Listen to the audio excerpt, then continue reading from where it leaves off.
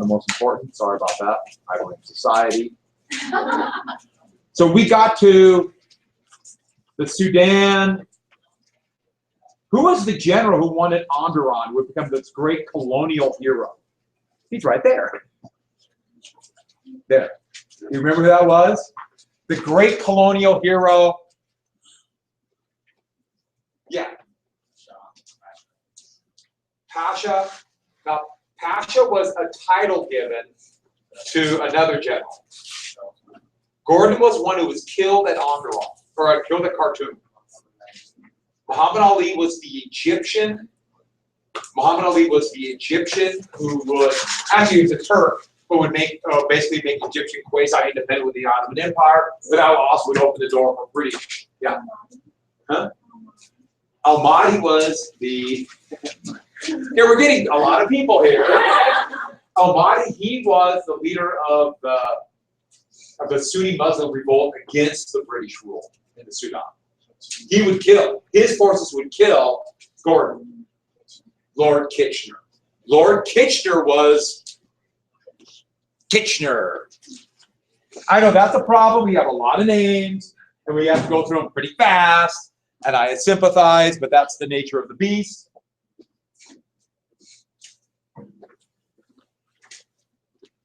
You have Lord Kitchener, and in Egypt, what do they call that? They did not, Britain did not officially colonize it, but they basically controlled their foreign and domestic policy. What is that called? Egypt became a what? Yeah, that's a protectorate. And that would be a very common thing. The US did it to Cuba, for example. Part of the reason why Cuba would eventually have Castro and be very resentful of the United States. So, I think we got to Onrod and the Fashuda between the British and the French. The British were convinced they were going to dam the Nile River, which I still think is one of the funniest things in the world, the whole idea of it. But it just gives you the idea how terrified they were, the British were, of losing control of the Suez Canal, even though a French company built it, they bought stock in it. So we got to Fashuda, right? I think we did mention this at the end of the class on Wednesday. Okay, Wednesday we did a DBQ. Tuesday. Yeah, I was talking about where were you people writing?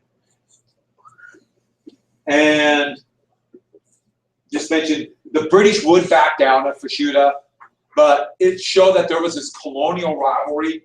That's why a lot of people believe that Britain went through a war scare in the 1890s, convinced that Britain and France was going to go to war.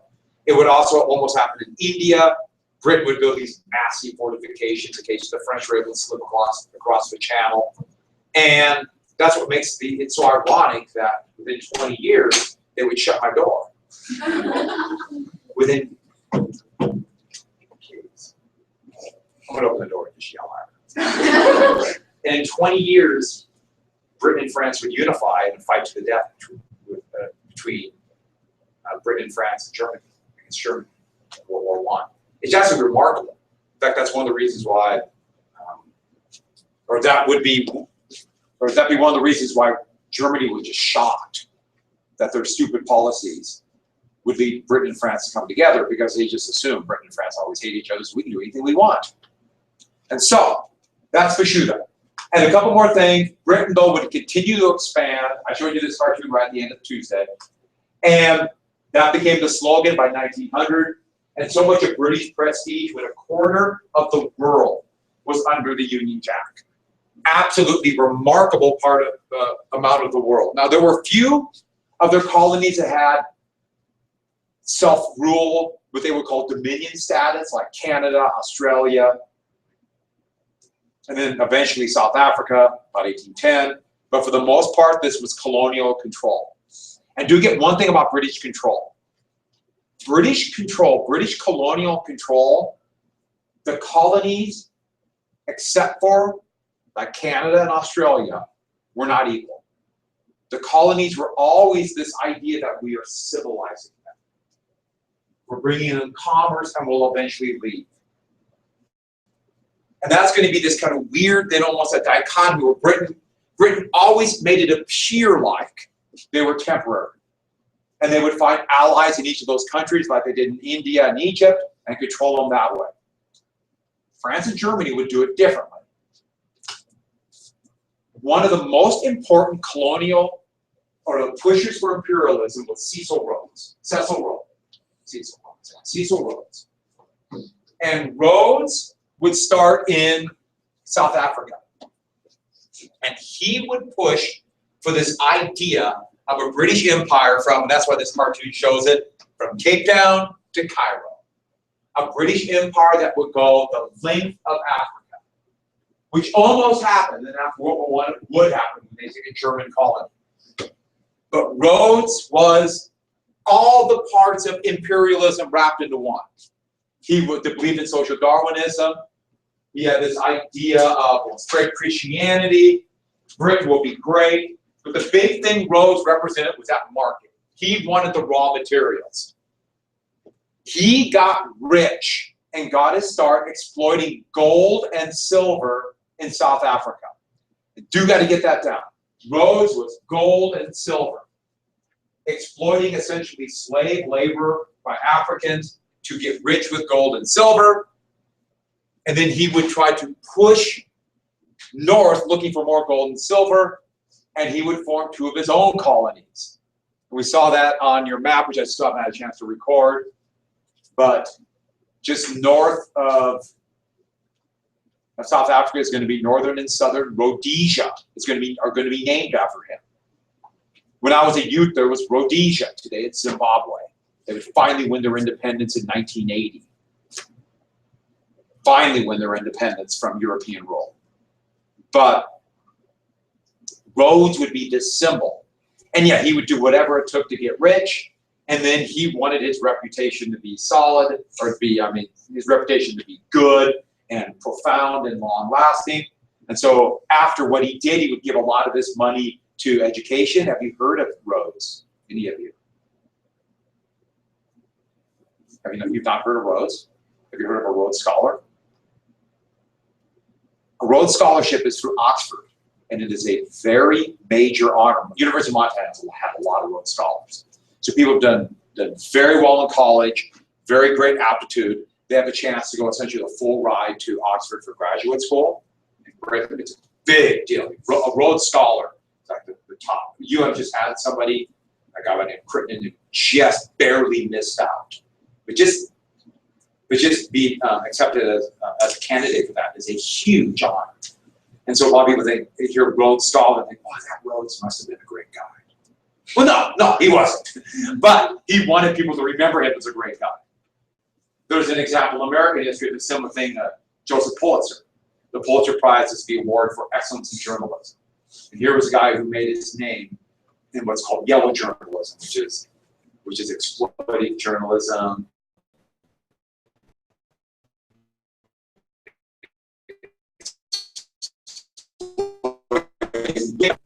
Nobel Prize for Peace by the guy who invented dynamite.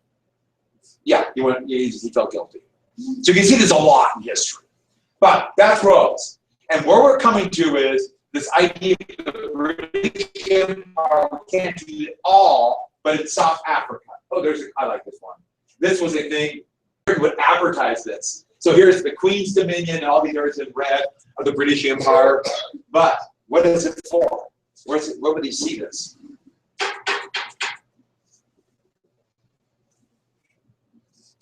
You look. You gotta look. You gotta read.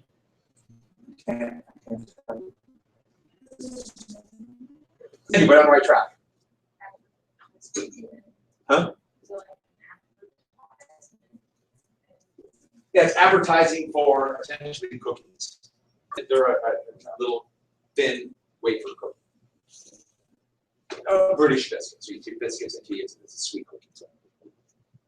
As opposed to a sour cookie. But I like that one. So this is Britain bragging about our empire, and stores are bragging. This could be used for advertising. Remember what I said? Prestige was so important. A lot of people did that. There were a couple of those documents that fit in perfectly with that, didn't it? It's about prestige. Yeah, no, you'll find that. You get a different DBQ. Yours is going to be on the Peasant Rebellion in Germany, 1530. Okay. So 7. No, you should be ready. Oh, okay. Yours, the Roman Empire, Constantine the Great. future world. So, what really gets the British policy though is in South Africa. South Africa would be in many ways show the problem and the folly of the imperialism in Africa. And what we got to get to is this, a couple things. First off, and I did this in the wrong order, but I should have put down, in South Africa were a group of Dutch settlers called the Boers. Boers, they're Dutch. Back when the Dutch East India Company was this powerful company who eventually would take the Dutch East Indies, Indonesia, and spread colonies into from New Amsterdam, which would become New York City, to Cape Town. A lot of Dutch settled there, partially because of disease and a few other reasons. It was relatively not populated, but there were Boers. But after the Napoleonic, the British got control of this. But the Boers were essentially Cape Town. The Boers were essentially allowed a self-government, even though technically they're under the British flag. They spoke what's called Afrikaners, which is kind of this weird kind of Dutch, which is kind of a German language combined with English. It's a really interesting language. You hear someone speak it, it doesn't make sense because, well, they were isolated for 150 years. So they just kind of developed this weird language, which that's why if you go to South Africa today, you get English speakers, but some still speak the Boer language, Afrikaners, which is now kind of this white supremacist language. It's a really interesting history South Africa has. And that's not even counting the Africans who live there. Well, in 1837, Britain banned slavery. Britain banned slavery. Now, we've mentioned this once before, but Britain finally banned slavery. And when they did that, the Boers, who used slave labor for their farm, slave labor for virtually everything they did, they always had a shortage of labor, which would be a colonial problem. We have this big problem in the United States, which led to African slavery. What the Boers did is called the trek. And the end of the 1830s, the Boers, because of slavery, because the British banned slavery, they said, okay, we're going to leave the British colony and form our own colony.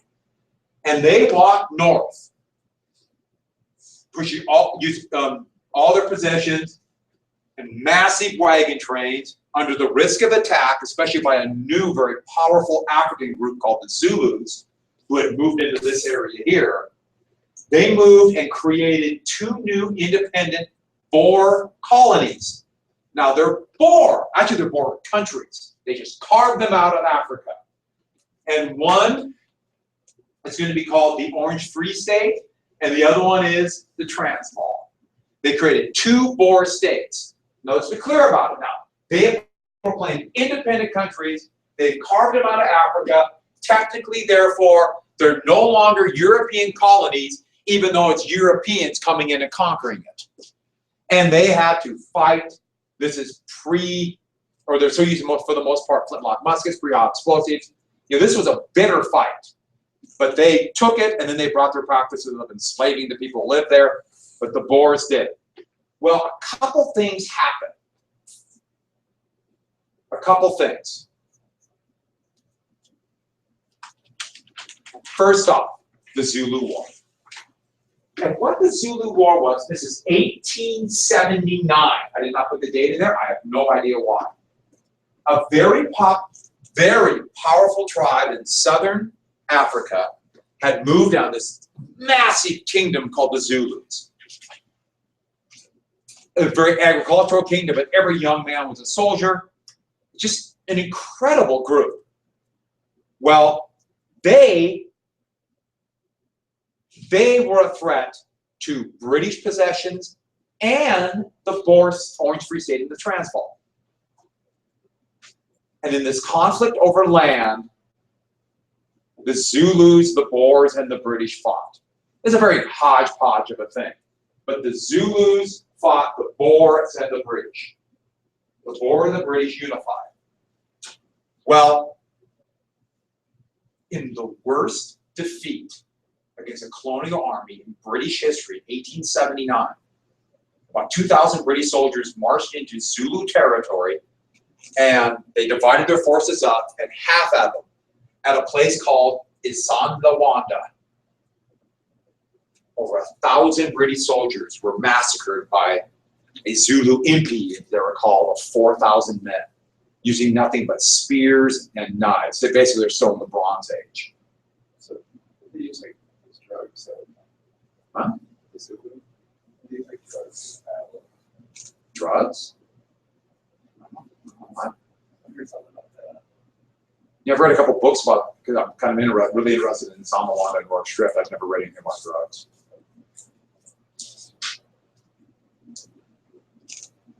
Find out where you read that. I want to see it. So I really don't know about that.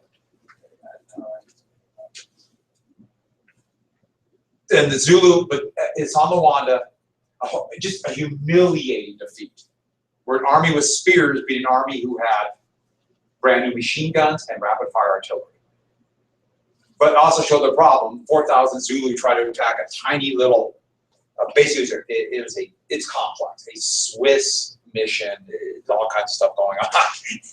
These missionaries are coming, remember this time of missionaries. Well, at a little mission, about 100 British soldiers beat them off at a place called Rourke Strift, beat off 4,000, almost 4,000 Zulu at Rourke Strift. So the British would win one of their greatest victories after the worst defeat in their history.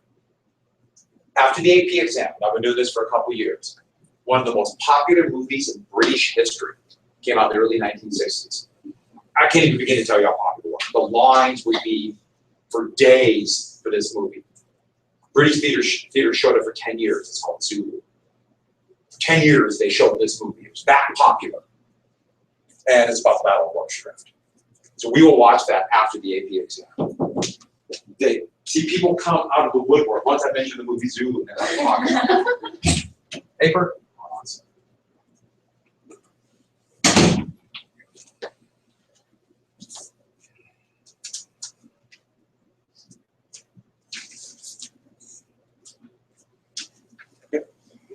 No stickers. Okay, so, but what happened was the British, humiliated, sent more troops, and because of superior technology, they would end up defeating the Zulu, humiliating them. Now the Boers are thinking, wait a second, okay, thank you, Britain, for your help. Will you leave now? No. When the British helped them defeat the Zulus, the British stayed. And why did they stay? The same reason Cecil Rhodes got rich.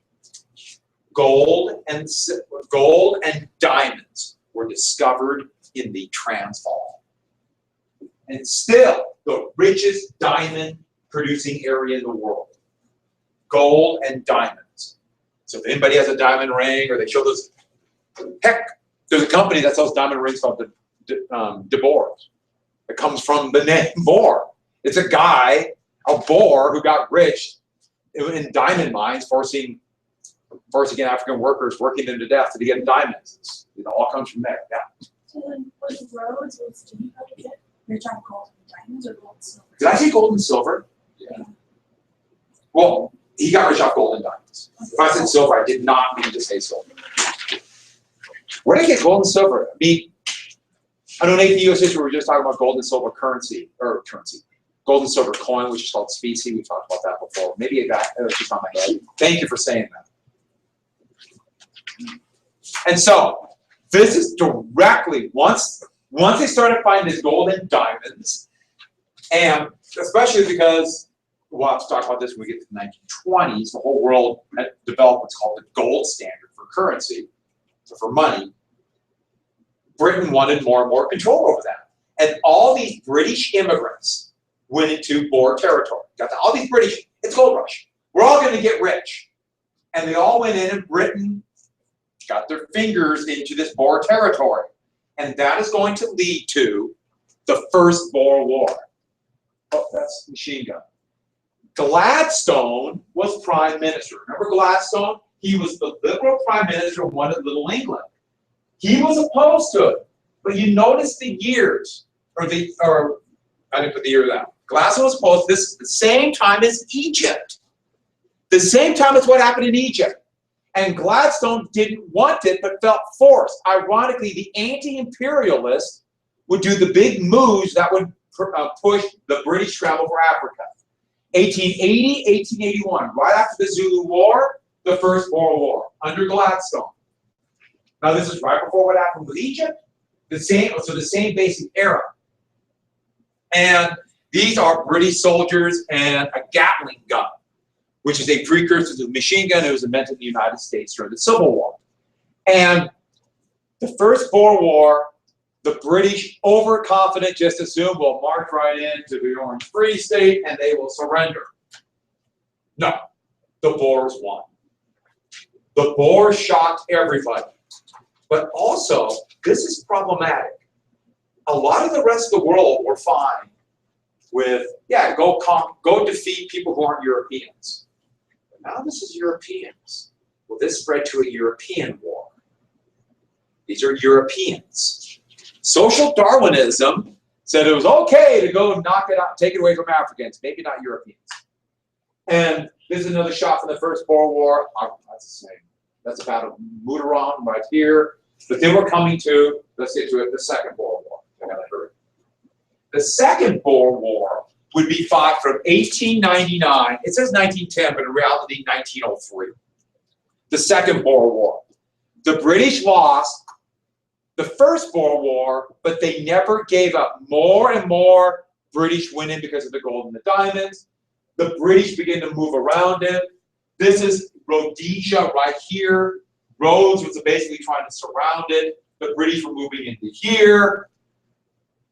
And so here's the Orange Free State. Here's the Transvaal where the Boers were. And so once again, the British decided we have to force the Boers to become part of British control. And so I'll come back to this map in a second, but the Boer War. And what we have is this. Cecil Rhodes was the prime minister of Cape Colony after creating Rhodesia, getting rich on gold and silver, or gold and diamonds, I'm sorry. Cecil Rhodes began to intrigue to take over the Boers. They planned a number of different things. This is actually a really fascinating war. There's a really good book by Thomas Pakenham about this, which is not only a good book, but Pakenham's a great name, called the Boer War. And we already mentioned the gold and the diamonds. And what happened was they intrigued to get the Boers to declare war. Then they thought the British just assumed, and then we're the British, we'll beat them this time, we got machine guns. But the Boers won a series of victories and actually besieged cities in Cape Colony, humiliating Rhodes, humiliating the British. The Boers won because between the First and Second Boer Wars, the Boers armed.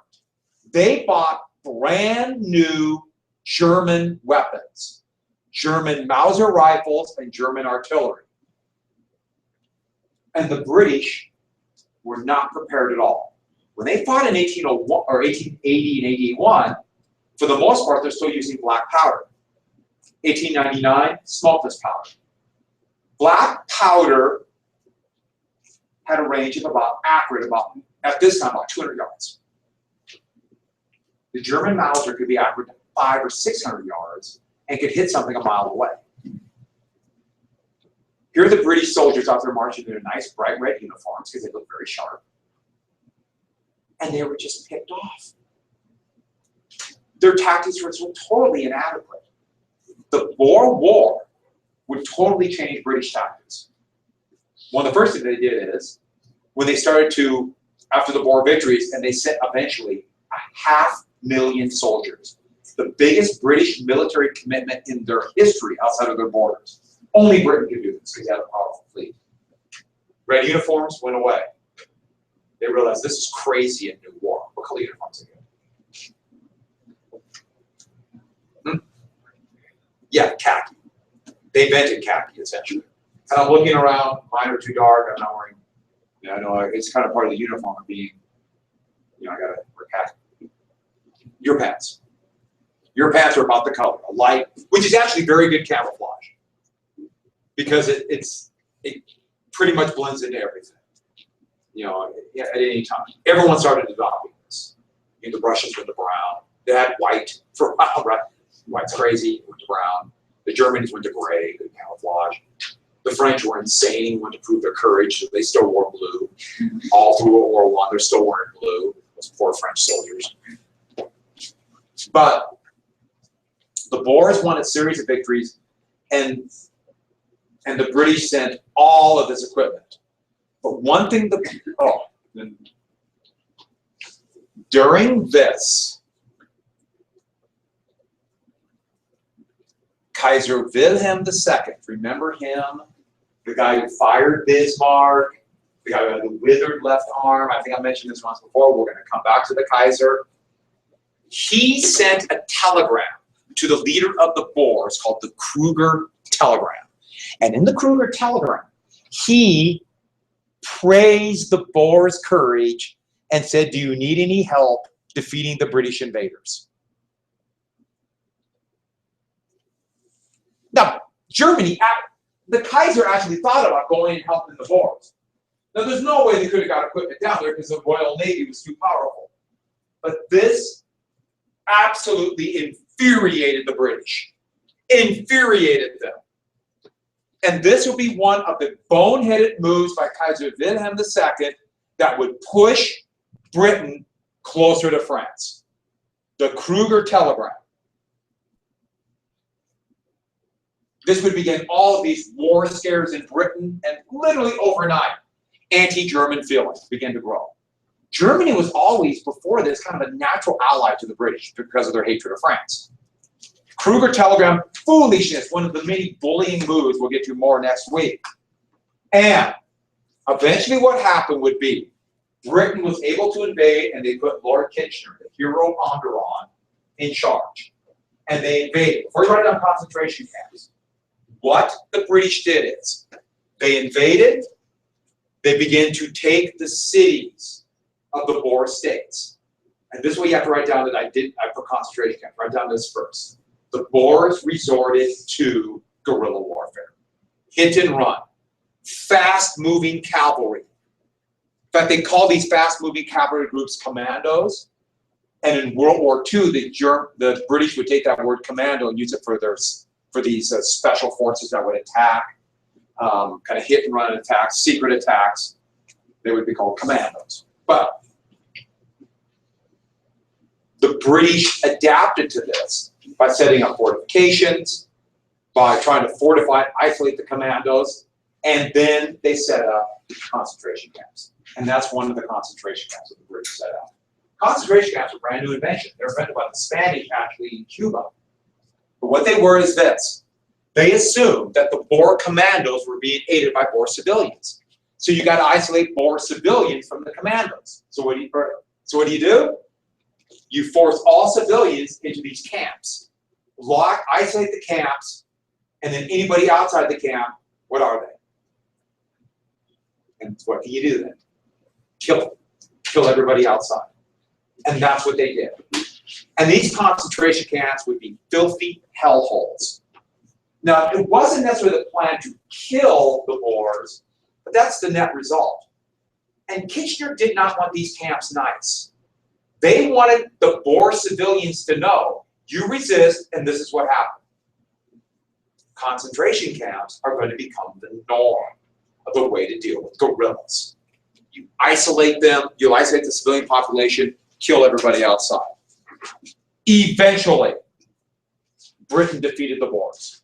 1902, the Boers were basically defeated. 1903, the Boers and the British would come to an agreement. This was not a huge British victory. This showed them the follies of colonial war.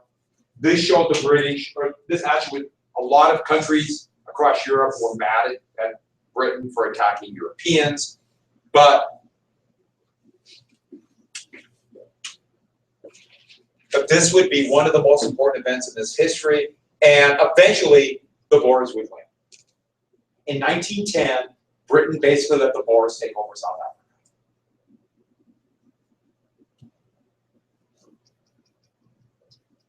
A similar thing would happen after the American Civil War.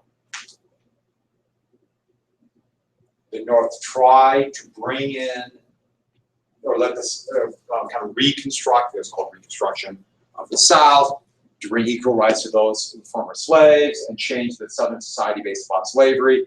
And the North kind of gave up about 1877. And who took back over? The same people who ran the Confederacy. And what we have is a very similar thing. This is actually a very good synthesis. The same thing would happen in the American South after Reconstruction.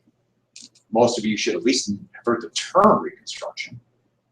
You better know a little bit about it. And what would this Boer government do? They become the leader of that. And have you heard of the system of racial separation in South Africa? What would they create?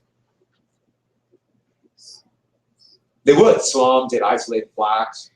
What's the term for separation of the races in South Africa? Yeah, apartheid. Would be created by this Boer government. The British just said, it's easier to just join them. Just make them acknowledge they're part of the British Empire and let them do what they want.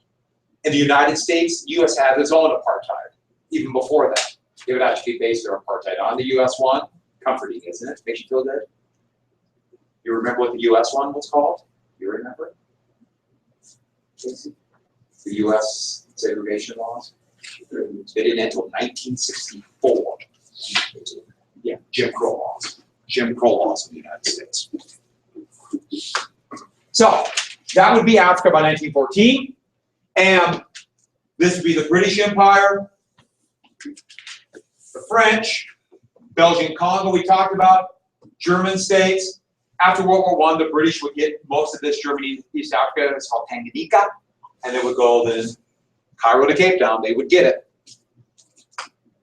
The French, their colonies, they saw it as they want to get there as close to France. They were competing for the rubber here. They would get Madagascar and devastate Madagascar trying to get rubber, a few islands. But the key one we have to get is Algeria. France looked at Algeria as their most important colony because it was just across the Mediterranean. And they would fight a series of wars and then set up a mercenary army to control at first Algeria, then all the French colonies.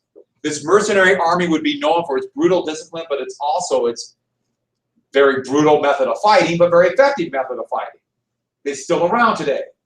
You may know what the name of this mercenary army? It's called the French Foreign Legion. And they would take soldiers from anywhere as long as you would fight. A lot of former Nazis would join the French Foreign Legion after World War II.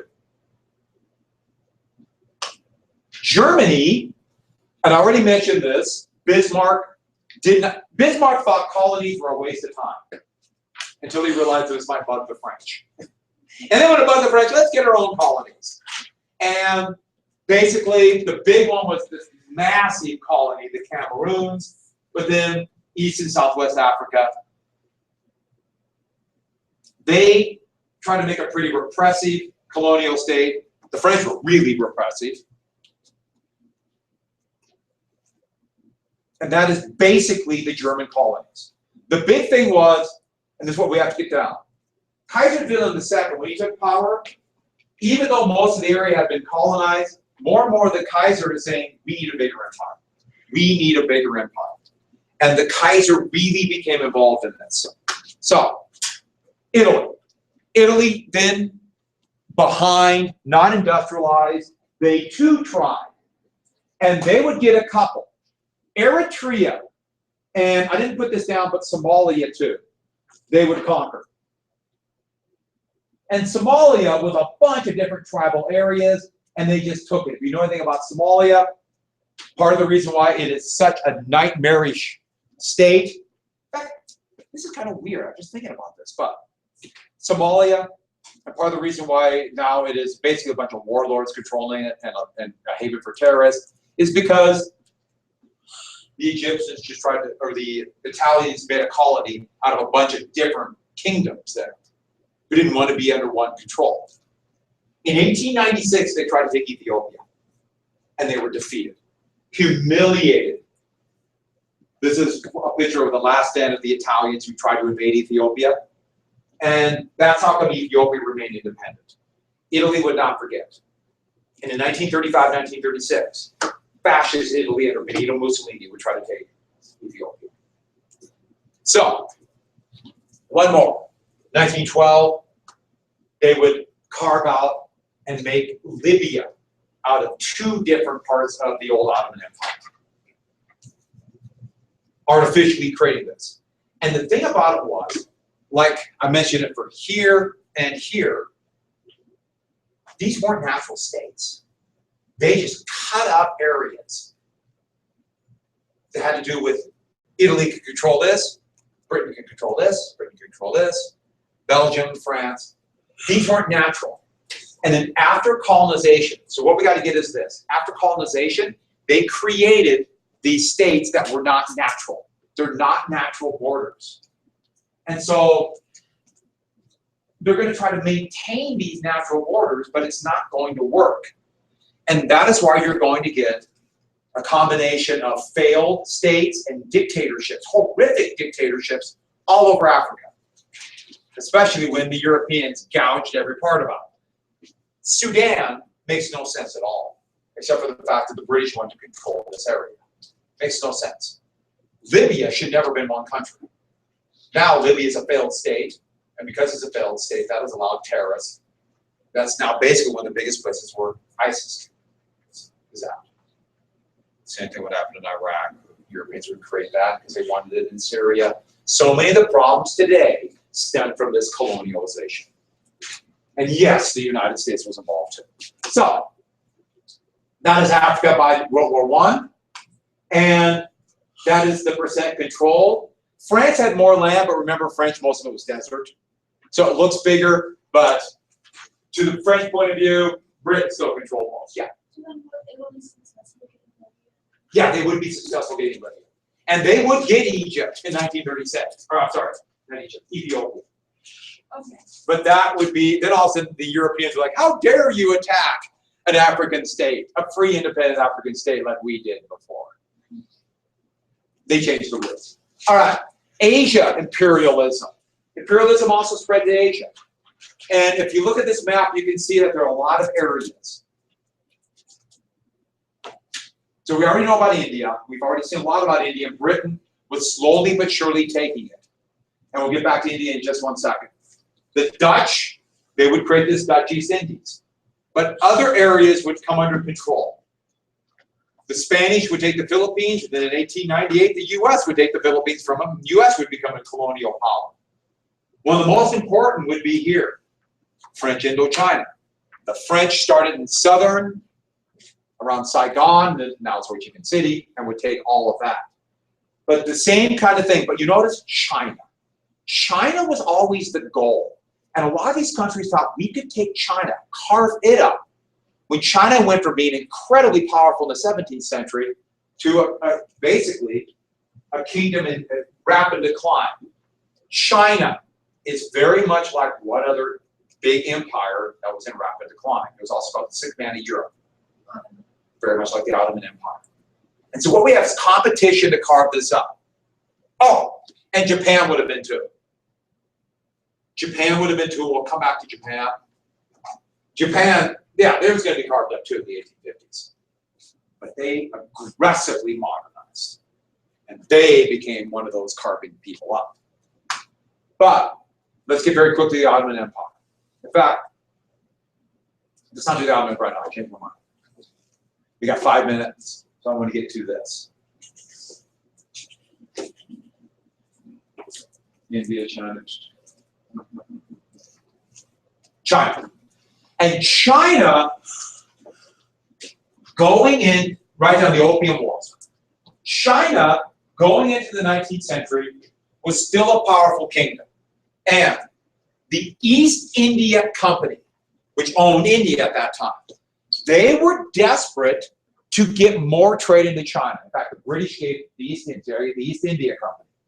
The East India Company. The East India Company had a monopoly on Chinese trade. But the Chinese, here's the thing about the Chinese. The Chinese only wanted two things from the East India Company or anybody else. What were the two things? Gold, and this time I really do mean silver. That's all they wanted. Gold and silver. And so what was happening was this, and this has been going on for 250 years. China was getting all this gold and silver from Europe. But Europeans were desperate for Chinese stuff. What do they want from China? What's the biggie? The spices were still important, but something even more. These are British. Tea. Yeah, they like the spices. Tea, and what's the other thing? They have food, even though rice could be important. They didn't, gunpowder came from there, but they made their own gunpowder. Silk. Silk and tea were the biggie. East India Company had the tea, but the problem is all their gold is going there. They need something they could get the Chinese to buy. How about addictive drugs? Yes! India could grow opium. You take opium, especially in one part of India, this opium was. I mean, it's the real deal. Kind of northeastern India. This region of India right here, it grows opium that is unbelievable. Right here. Part of the reason why they could grow the same kind of opium in a place called Afghanistan. I'm sure there'll be no issues with Afghanistan in the future. But that's why the British would take Afghanistan. Opium. That keep the Russians. But, you know, I'm not going to finish. And I don't want to finish right here. Shoot.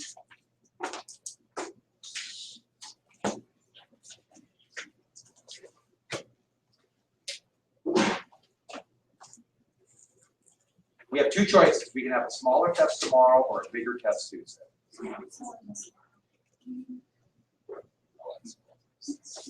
Or it's still going to be big.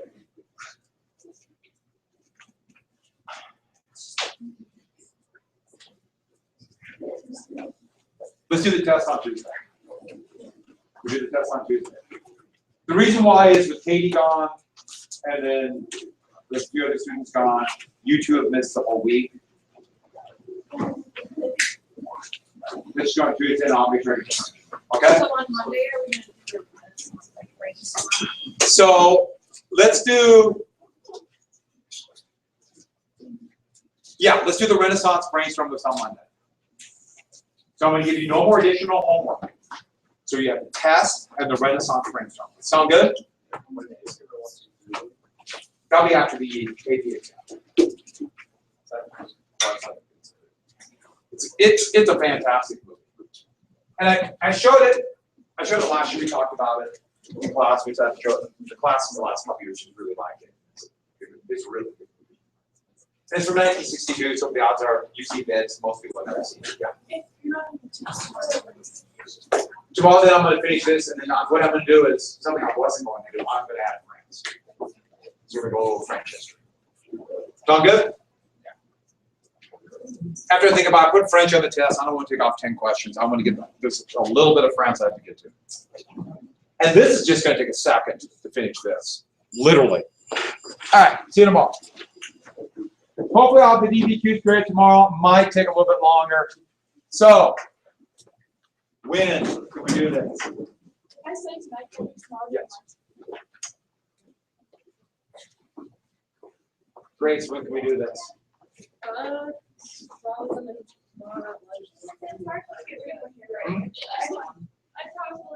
Let's try to get it tomorrow and then we'll go.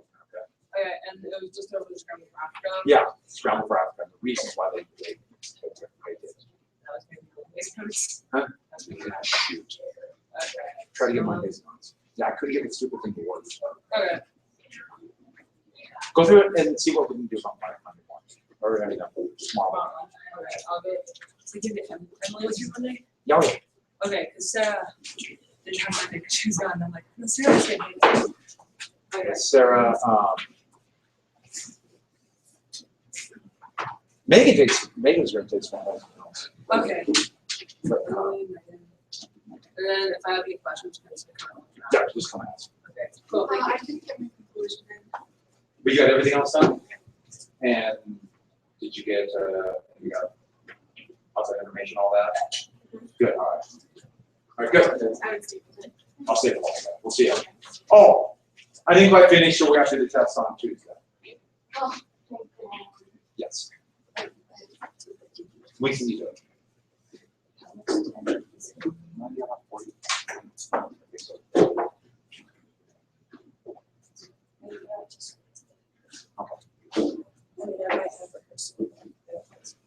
Let me know if you can, but let's try to get, I just want to get done as quickly as possible, you know. You still sound a little sick. Yeah, it's going, you know, like cough. It's going around, yeah.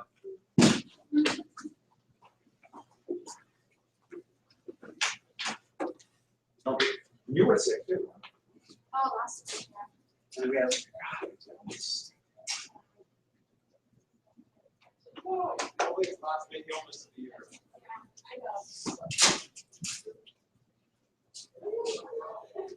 Split finger is going to drop.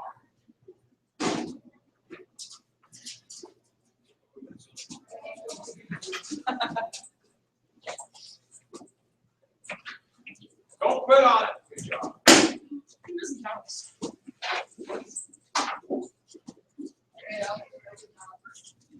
I know we got to work on it. Be classic pinky as a compound. Yeah, oh, so close. Doesn't bother everyone. No, it's classic pinky.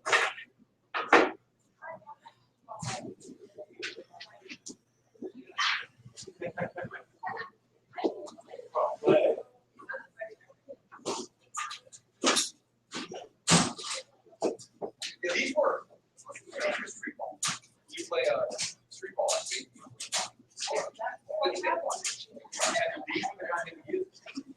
So, and what they would do, you would play those sounds. You get it off the bounces. You used to, that's how you used to play baseball. What they had walks. On the bounce off where you get your on this Friday where you get out of science. Basically, puts in right into How do you have a watch on the stand on the Make a play. north wall. Point. Wow, see, I'm like, don't move, Look, I have access. Get right into English. It is going to be kind of rigid on time.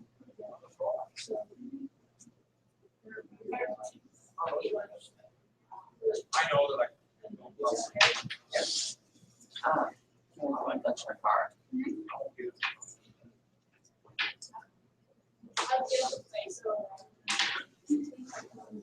you know, that's probably. No, I mean, because I like them and I wish I didn't like them. Yeah, I just, this is classic. I think got that. No, you don't. They do have that kind of artificially taste. Yeah, that's.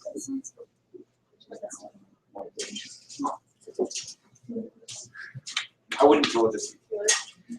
Yeah, that's exactly. Yeah, would I do that to you? I don't know. Hasn't rained yet. Doesn't know. Perfect party. All right. Problem solved. Hey, you've been here for like 2 weeks. Where have you been? Gone home. I just started. I have stuff to do actually today. Stuff to do? Yeah, you're behind. I don't know if Cole's here or not, actually. I think he is. He's my best dude. So. Why isn't he here? You ran me over this one. Hey, there it is. Wasn't that the bell? Oh, right on time. Oh, yes. Are we tardy? Yes, we are. Bell rang. I've heard bells all day. Bells ring in my head all the time. Oh, boy. I've never shook it. Was that the dummy bell or the regular bell? The minute. The dummy bell. Tardy. I make the rules. Arbitrary and unfair as they are.